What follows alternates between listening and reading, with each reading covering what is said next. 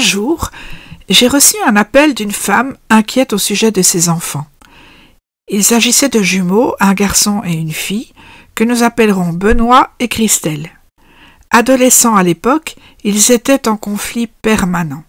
Ils ne se comprenaient pas, ne s'entendaient pas et semblaient vivre sur deux planètes différentes. Leur mère, désemparée, ne savait plus comment réagir face à leurs disputes incessantes. Elle espérait que l'astrologie pourrait l'aider à mieux comprendre leurs différences et peut-être à apaiser la situation. À cette époque, je n'avais encore jamais étudié de thème de jumeaux. Comme beaucoup, j'avais toujours eu cette idée que les jumeaux se ressemblaient beaucoup, tant physiquement que dans leur manière d'être. Mais en réalisant leur thème, j'ai découvert quelque chose de surprenant. Benoît et Christelle étaient nés avec environ 10 minutes d'écart, une différence minime en apparence, mais qui avait suffi pour qu'ils n'aient pas le même ascendant. C'était une révélation pour moi. Leur signe solaire était identique, bien sûr, mais leur ascendant changeait profondément la façon dont ils s'exprimaient et interagissaient avec le monde. C'était comme si, au moment de leur naissance, l'un et l'autre avaient pris deux directions différentes, influencées par des énergies distinctes. Benoît avait une personnalité tournée vers l'action, avec un esprit pratique et ingénieux. Il aimait construire, organiser, manipuler des objets concrets. Il était à l'aise dans tout ce qui relevait du travail manuel, de l'assemblage et de la création. Il savait ce qu'il voulait et avançait dans la vie sans se poser trop de questions. Il avait un cercle d'amis stable et même s'il appréciait leur compagnie, il n'avait pas besoin de leur approbation pour se sentir bien. Christelle, en revanche, doutait énormément d'elle-même. Elle se sentait souvent en décalage, incomprise, et cela la rendait agressive. Elle exprimait son mal-être par des réactions vives, parfois excessives. Elle avait un immense besoin d'exister aux yeux des autres, mais ne savait pas comment attirer l'attention de manière positive.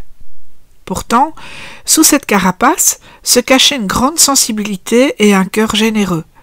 Elle était toujours prête à aider, à s'investir pour les autres, mais peinait à trouver l'équilibre entre ce besoin d'être reconnue et la peur de ne pas être à la hauteur.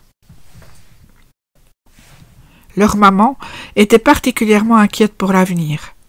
Ni l'un ni l'autre n'était assidu à l'école, et les résultats s'en ressentaient. Elle craignait qu'ils ne trouvent pas leur voie et s'inquiétait aussi pour Christelle sur le plan personnel. Elle la voyait enfermée dans un schéma d'échecs et pensait qu'elle n'arriverait jamais à construire une vie stable. En analysant leur thème, j'ai pourtant vu des potentiels très clairs, même si leur chemin serait très différent. Benoît, avec son esprit pratique et sa confiance en lui, n'aurait aucun mal à bâtir sa carrière. Il ne suivrait pas un parcours académique très classique, mais il trouverait une voie qui lui correspondrait. Christelle, quant à elle, avait encore un long chemin à parcourir avant de s'épanouir. Son manque d'assurance et ses réactions impulsives allaient lui poser des difficultés, surtout dans ses relations avec les autres. Mais je ne partageais pas la vision pessimiste de sa mère. J'étais persuadée qu'avec le temps, elle finirait par trouver un équilibre et même par construire une vie de famille. Des années plus tard, j'ai eu des nouvelles. Benoît était devenu ébéniste charpentier. Il avait monté son entreprise, était reconnu pour son talent et s'était marié autour de la quarantaine. Il menait une vie posée, épanouie, conforme à ce que son thème laissait présager. Christelle avait eu un parcours plus chaotique.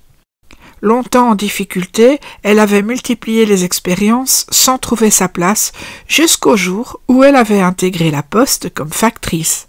Ce métier avait été pour elle une révélation.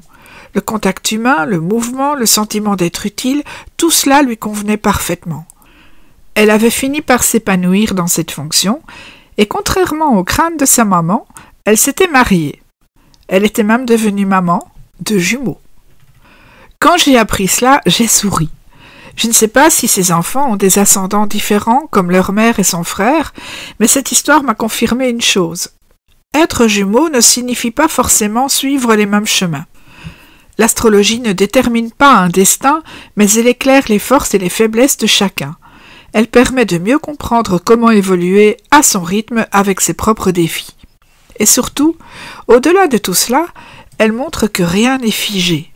Benoît et Christelle ont grandi séparément, avec des personnalités parfois opposées, mais avec le temps, ils ont trouvé un terrain d'entente. Aujourd'hui, ils se revoient avec plaisir, partagent des moments sereins en famille. Preuve que les différences ne sont pas une barrière, mais une richesse à apprivoiser.